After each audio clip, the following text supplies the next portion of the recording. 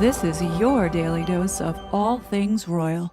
Welcome back, my gorgeous, good-looking friends. In a rare and cautiously hopeful update on his ongoing cancer treatment, King Charles appeared yesterday in Channel 4's Stand Up to Cancer broadcast, delivering a pre-recorded message filmed at Clarence House several weeks earlier. In it, he spoke candidly about his own overwhelming diagnosis, emphasized the importance of early detection, and highlighted the reality that millions across the UK are missing out on potentially life-saving screenings. But he also revealed a significant development in his own health journey.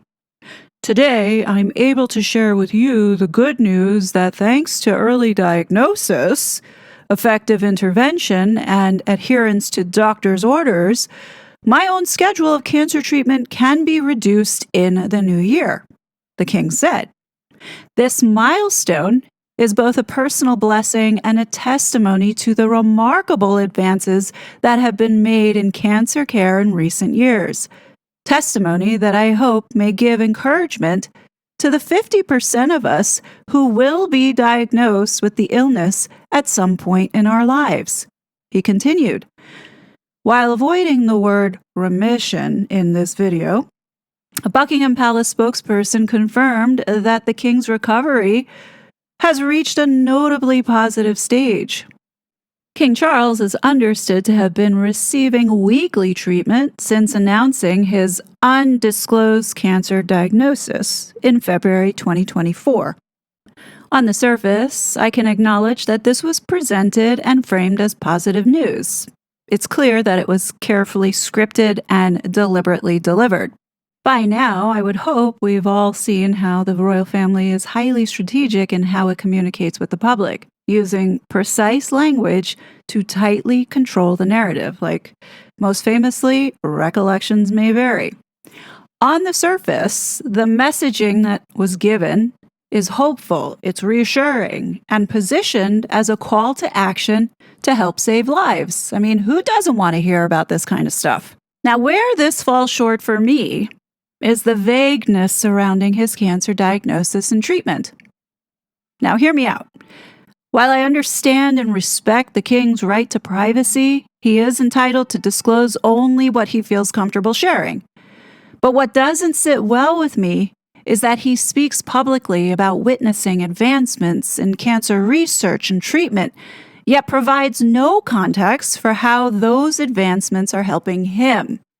Without knowing the type of cancer he has, it's difficult to understand how his experience connects to the message he's trying to promote. Like, does that make sense to you? I mean, if the goal is to encourage people to get screened and to support hospitals and institutions that conduct cancer research and achieve real success, then wouldn't it make sense to help the public understand how early detection, specific treatments, or medical breakthroughs played a role in his own recovery? Sharing that information could genuinely help others facing the same diagnosis.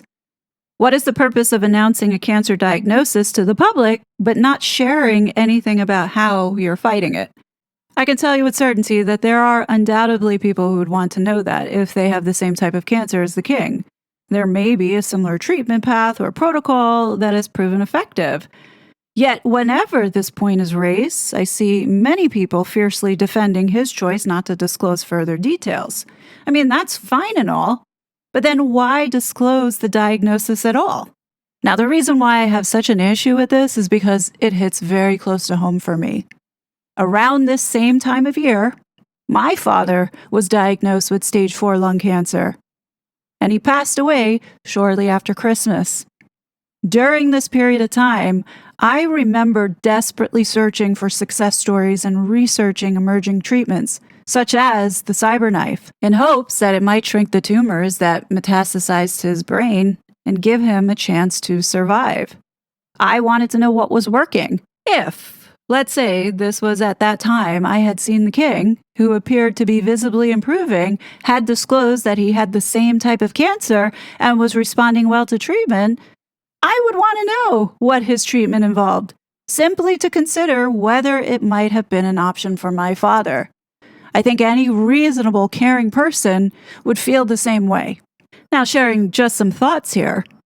The royal family often seek to be viewed as these global figureheads, people to look up to. We see it all the time with Harry and Meghan, with the power to influence public behavior through the causes they endorse. That's their soft power.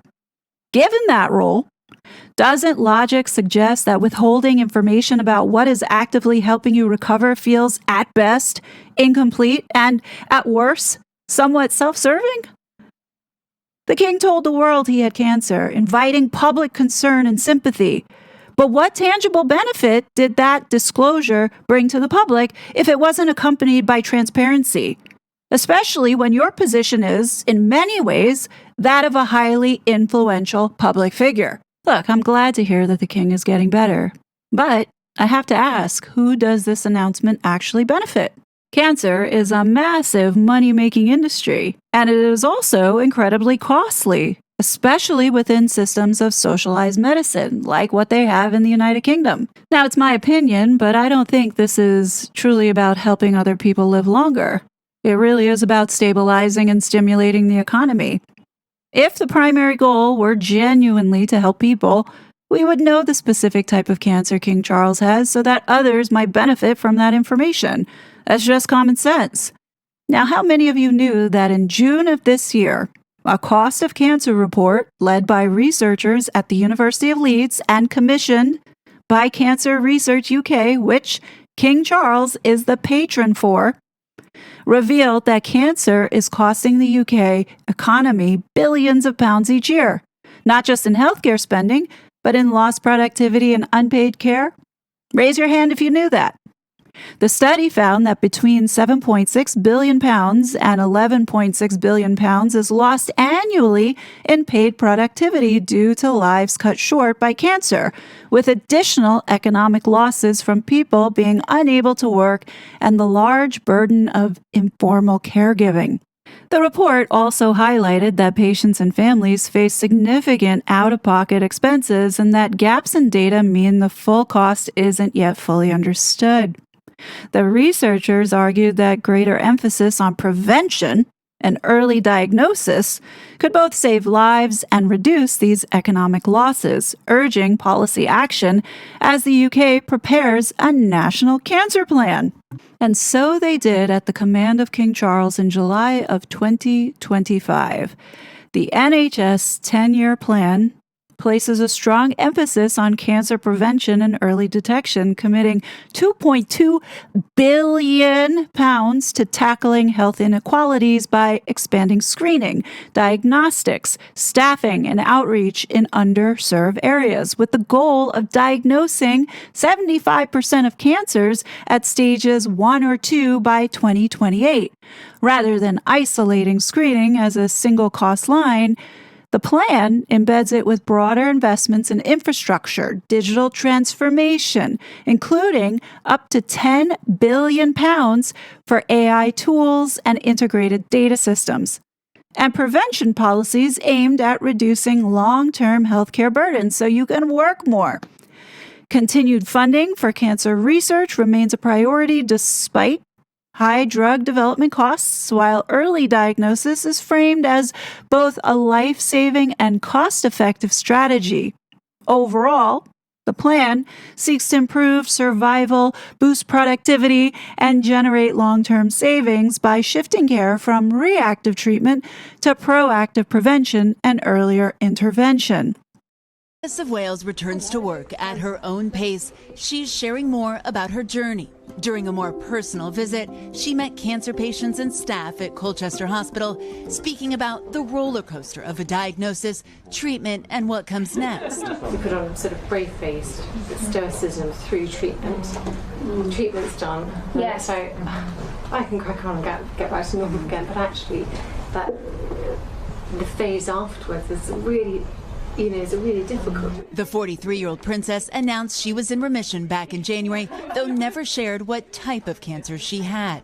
So now going back to Catherine's cancer journey, It's almost the same thing as the king. We don't know what type of cancer she had, and we don't know specifically what the treatment was, aside from it being in the early stages, and she took preemptive measures like what they are recommending in the NHS to be doing. As a result of King Charles's broadcast last night, the cancer screening site has 100,000 views since the endorsement. So my question to all of you is, are Britons being urged to get screened earlier because the state can't afford for people to be out of work and placing additional strain on the NHS, especially while resources are being redirected to fund and support migrants? Or is there something more troubling at play? We should have all have learned from COVID. These are the same people who relentlessly push the vaccines, and in hindsight, it's fair to ask whether they truly followed the same rules themselves. Take a look at this photo with Boris Johnson. The nurse isn't even wearing gloves, and the way she's holding the syringe? Come on now. That looks completely not right. And then you have photos of William and Catherine both receiving this jab. And yet again, you'd reasonably expect the person administering the injection to be wearing gloves. I mean, I don't know if it's a different standard in the UK, but in the United States, you can see Kamala and Joe Biden, they're getting the injection, and look at how prepared with PPE the person giving the injection is. I'm not saying any of this is fake. I'm just simply saying, to me, it's strange, and it raises questions that I don't think should be dismissed outright.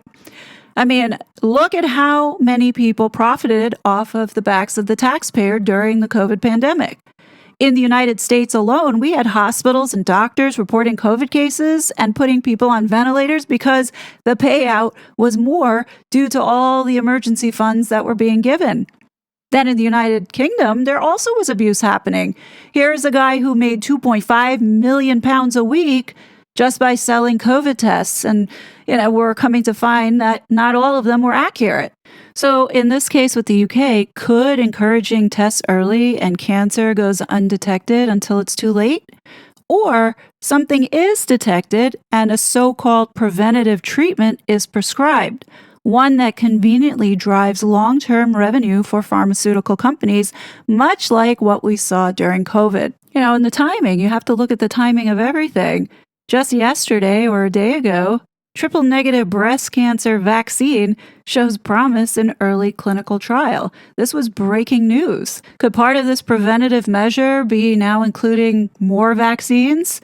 It looks that way. Do people in the UK know that the UK government is mandating by December 13, 2026, that all millers and flour producers are to fortify their product line with synthetic folic acid?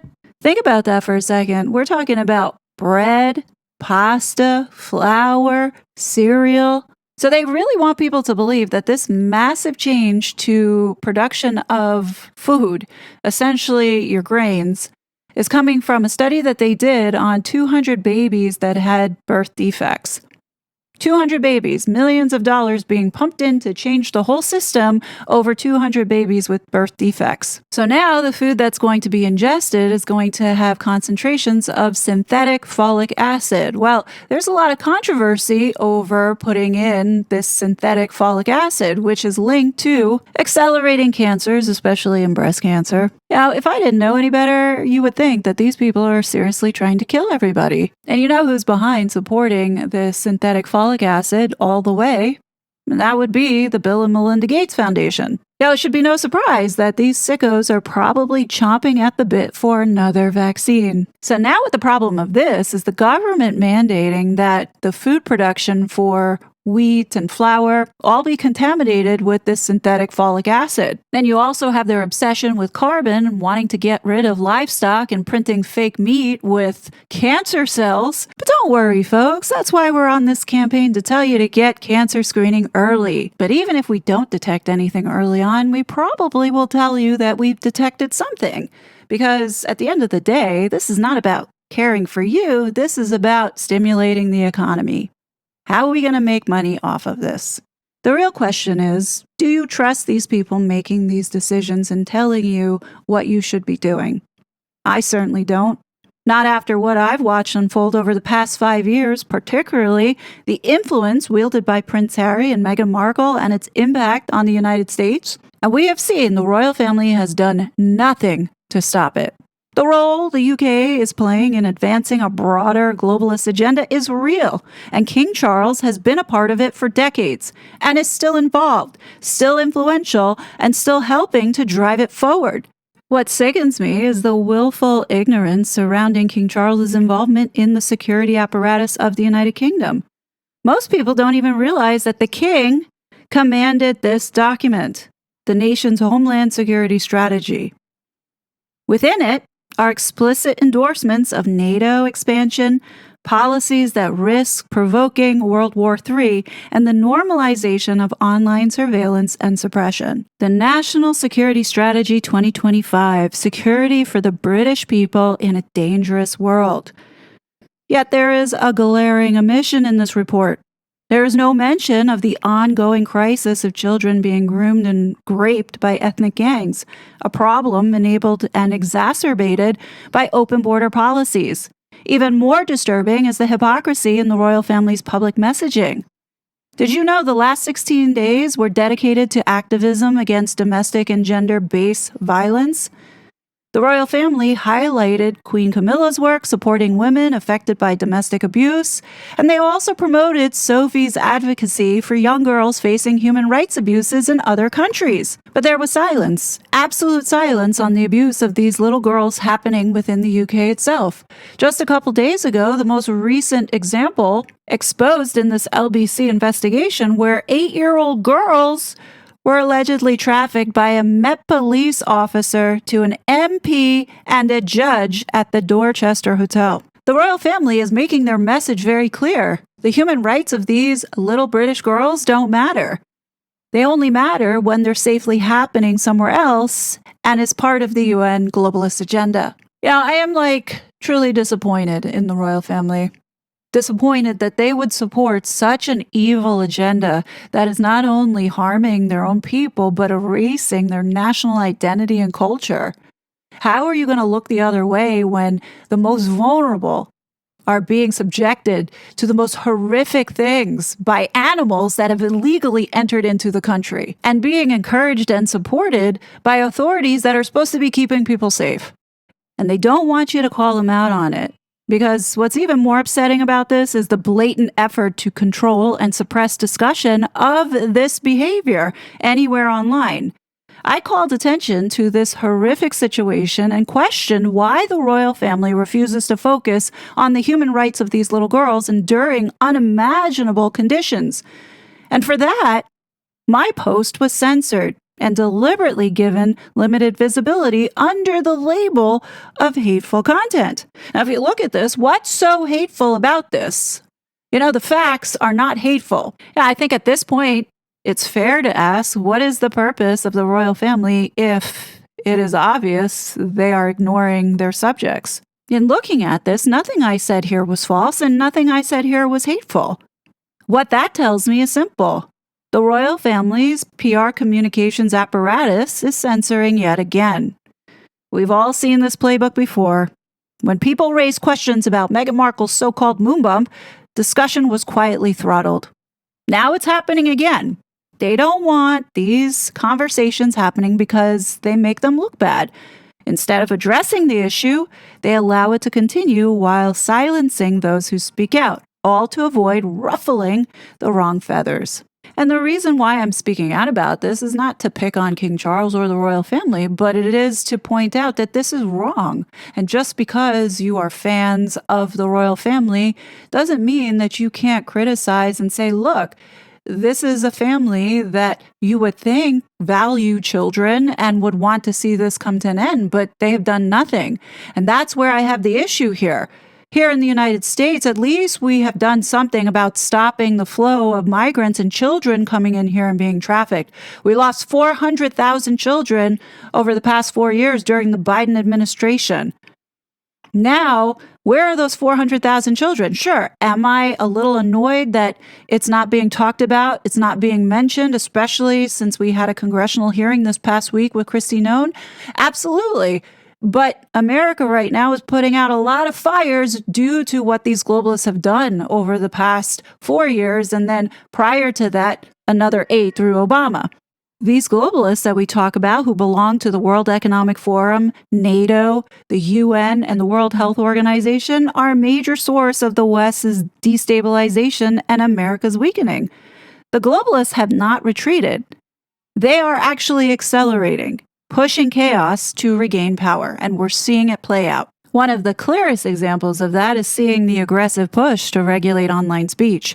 We all know this isn't about protecting children, but if they truly cared, 400,000 children wouldn't have gone missing, and the UK would be confronting the rise of these grooming gangs instead of threatening prison for people who dare to talk about it online. I don't know how these people sleep at night, but my heart hurts knowing that there are people in this world capable of such evil, all for greed and power. These are people that just simply don't care.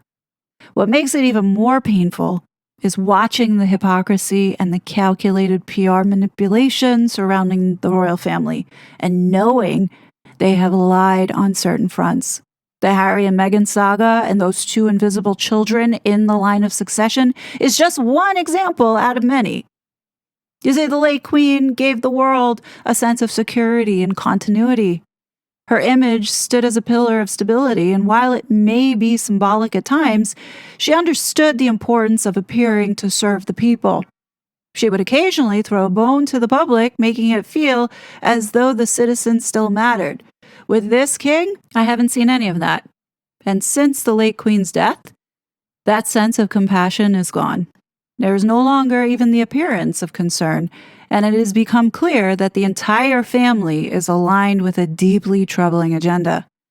Psychologically, it can be spun as making things better, but they are never the ones bound by the rules they promote.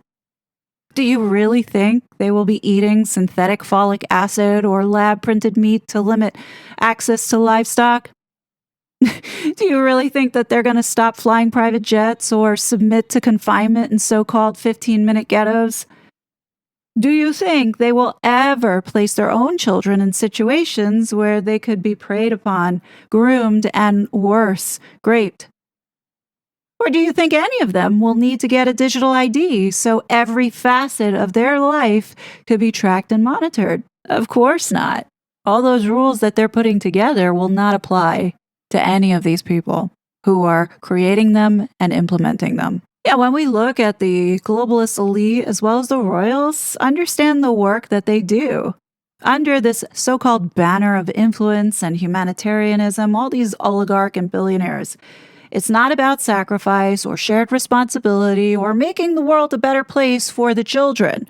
No, this is about securing unrestricted access to the world and all its resources while ensuring they never have to share that access with the rest of us. Yeah, and I think people living in the EU, the UK, as well as Canada can attest that you don't have very much of a voice anymore in deciding what happens to your society. So the question is, what are people going to do about it? Because obviously sitting back and complaining about how bad it's getting is not helping. My suggestion? Take a page out of Obama's leftist playbook. Organize, mobilize, and get your voice heard. That's the only way things are going to change, and clearly the left has been very successful at it. The other thing is, don't comply and resist. They want to force you into digital ID and track everywhere you go and profile you. Is that okay? Don't give up your privacy just for convenience, because that's how they're going to sell it. But what do you guys think? Do you think some of the things that I presented here is just so off the wall, or am I making sense? Definitely leave your thoughts below. As always, I will be back with more content, but until then, please be safe, and I'll talk to you later. Bye! Such a fraud.